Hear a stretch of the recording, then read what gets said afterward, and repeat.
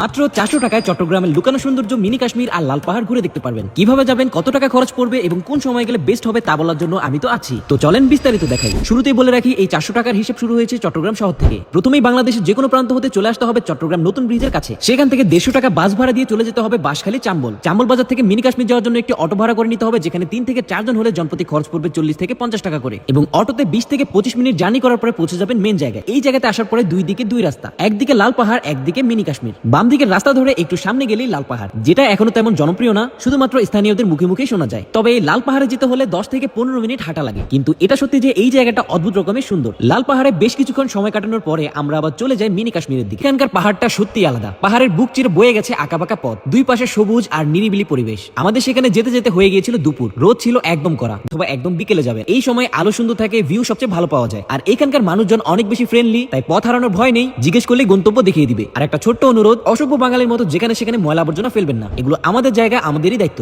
নতুন বছরে ঘুরে দেখার জন্য মিনি কাশ্মীর আর লাল পাহাড় হতে পারে দারুণ একটা গন্তব্য। তাই দেরি না করে বন্ধুদের মেনশন করুন আর প্ল্যান করে ফেলুন চট্টগ্রামের মিনি কাশ্মীর।